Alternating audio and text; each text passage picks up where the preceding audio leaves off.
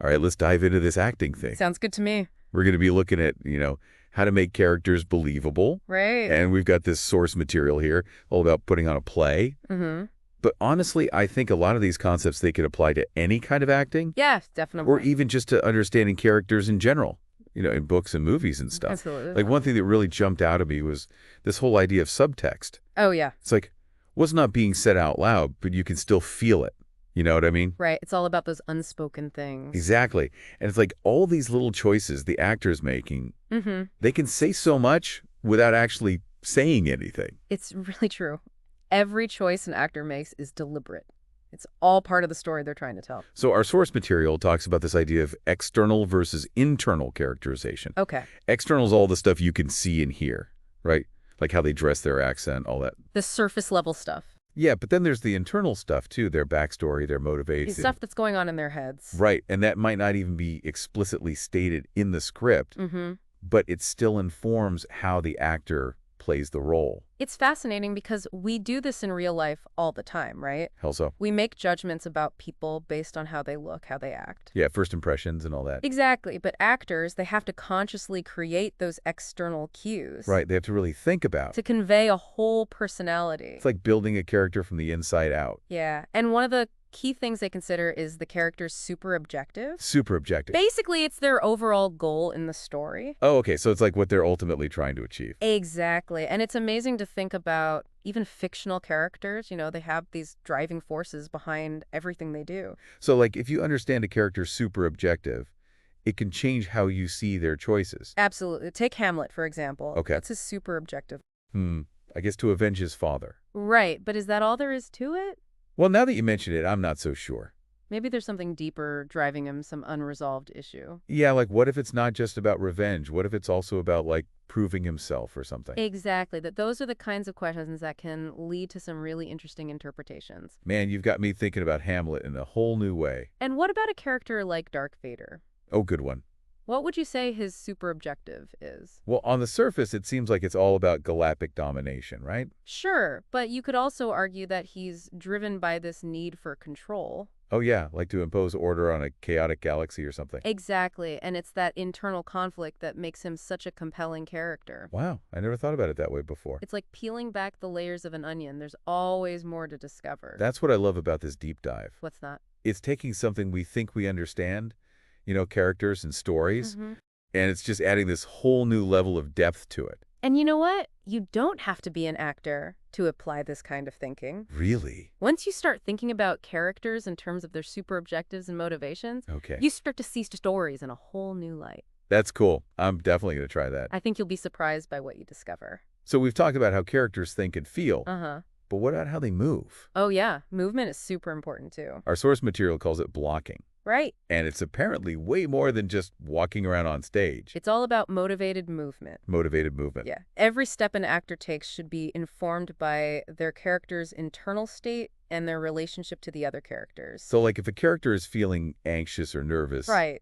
their movements would reflect that. Exactly. They might fidget or pace or avoid eye contact. Interesting. Our source gives this example of two characters having a tense conversation. Okay. Like if they're standing close together facing each other directly, that conveys a certain kind of energy. Right, a very confrontational energy. But if one of them is constantly shifting their weight or looking away, it tells a different story. Absolutely. It suggests maybe they're uncomfortable or trying to hide something. Oh, that's cool. And directors can actually use this to their advantage, right? Definitely. They use something called open and closed positions. Open and closed positions. Yeah, an open position facing the audience draws focus, while a closed position might suggest vulnerability or secrecy. It's like a secret language of movement on stage. Exactly. And that language, just like the words the actors speak, is all part of telling the story effectively. So we've talked about how individual characters are created. But what about when you have a whole group of actors on stage? That's where ensemble acting comes in. Ensemble acting. It's all about working together to create a unified performance. Right, like a team effort. Exactly. And there's a great quote that sums it up perfectly. What's that? There are no small parts, only small actors. Ooh, I like that. Even seemingly minor characters, they can have a big impact on a play or a film. So can you think of any examples of that? Like where a minor character really stole the show? Oh, absolutely. Think of the landlord in The Big Lebowski. Okay, He yeah, only appears in a couple of scenes, right.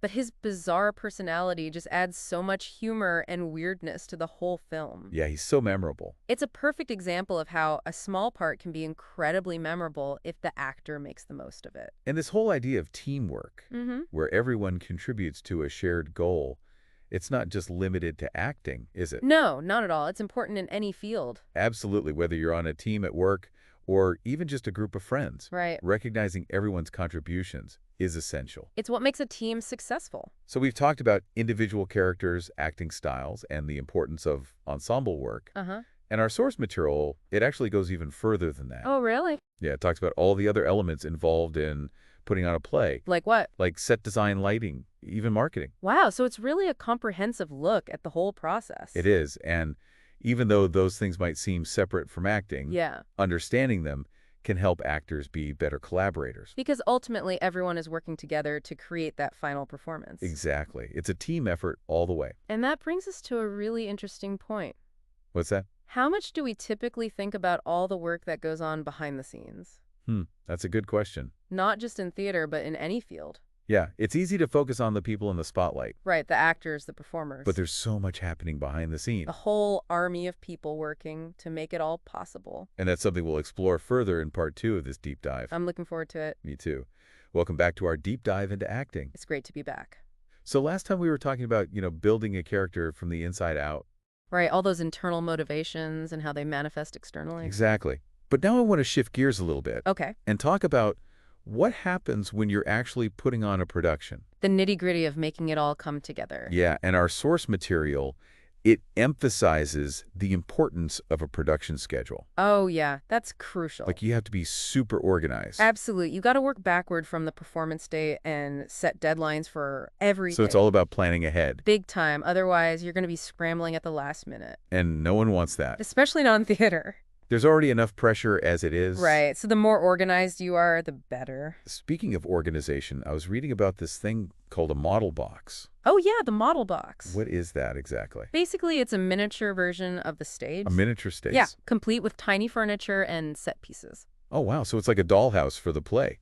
Kinda, but it's not just for fun. I mean, it sounds kind of fun. It is, but it also serves a really important purpose. What's that? It lets the director and actors visualize the blocking and the movement Oh, I see. before they even set foot on the real stage. So they can work out all the kinks ahead of time? Exactly. It's like a 3D blueprints for the performance. That's so cool. I can see how that would be super helpful. Especially for complex scenes with lots of movement. It's like when architects use models to design buildings. Right? Exactly. You can get a much better sense of the space. And make changes before it's too late. Precisely. And it helps everyone get on the same page. Avoid any surprises later on. Which is always a good thing. Okay, so we've talked about the model box Uh-huh. and the importance of a production schedule. Right. What about rehearsals? Rehearsals, that's where the magic really starts to happen. So are there any special techniques that actors use to prepare for their roles? Oh, yeah, tons of them. But one that I always found interesting is called hot seating. Hot seating. Yeah, it's a character development exercise Okay. where an actor sits in a chair and answers questions in character.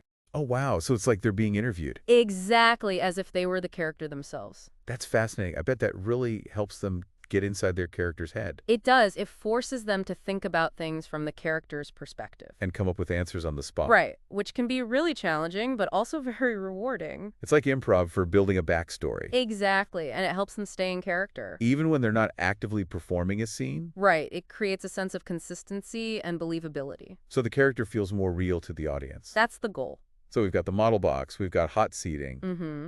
What else is there? Well, there's also the stage manager's book. Oh yeah, the source material mentions that. It's sometimes called the prompt copy. And what's the purpose of that? Think of it as the master document for the entire production. Okay, It has the script, of course. right. But it also has all the blocking notes cues for lighting and sound. Wow, so it's like a super detailed instruction manual. Exactly. It's the stage manager's Bible.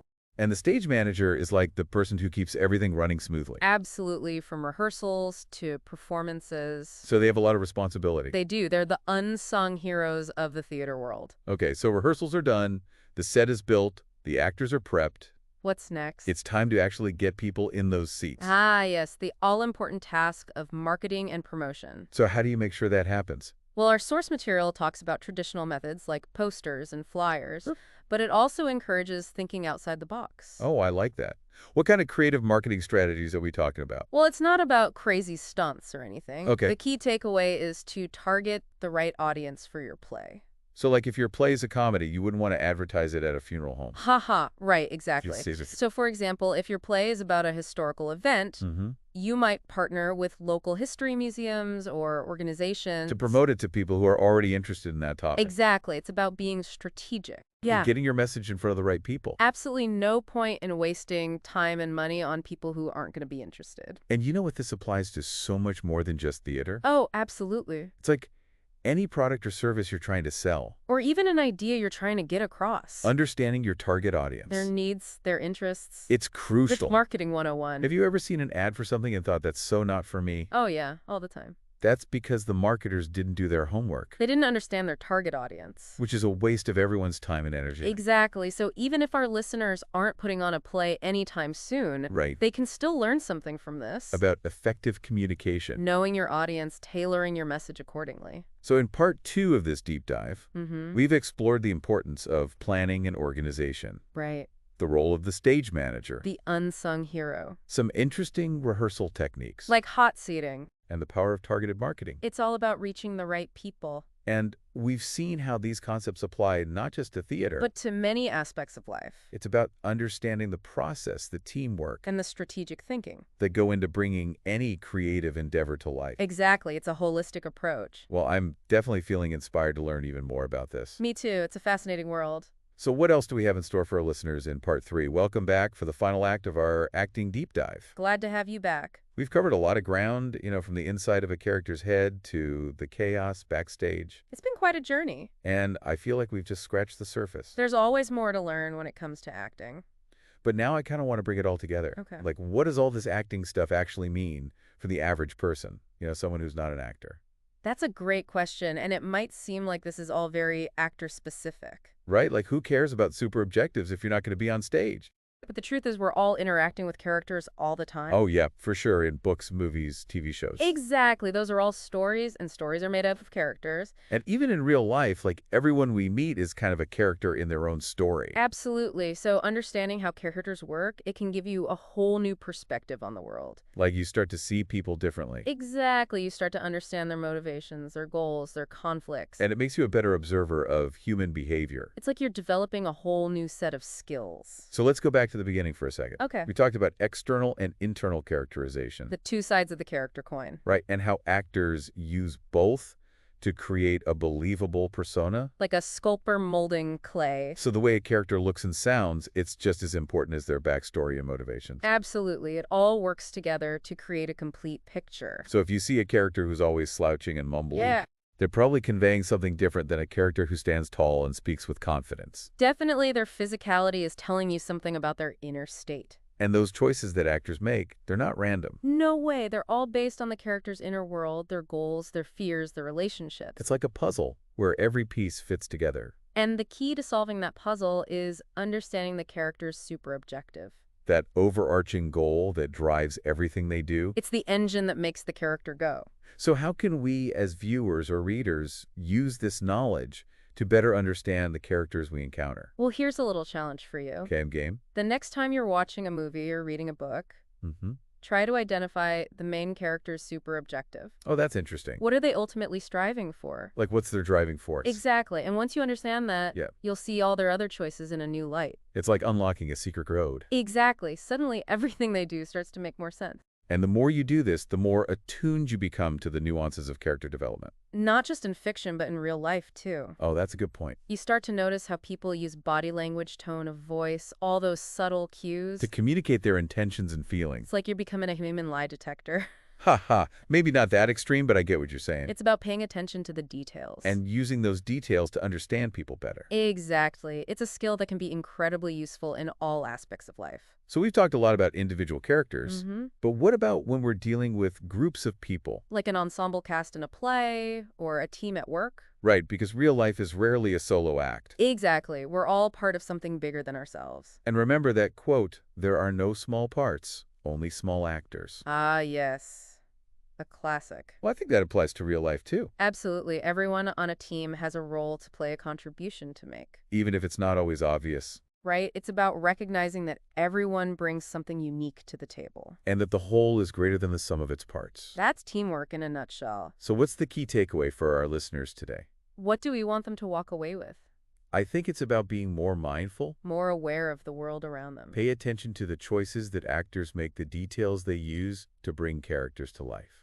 Think about their motivations, the things that drive them. And apply that same level of awareness to the people around you. Listen more deeply, observe more carefully. And try to understand the stories they're telling. Because we're all characters in our own stories, aren't we? That's a beautiful thought. And the more we understand about how characters work, the more we can appreciate the richness and complexity of human experience. exactly, it's all connected.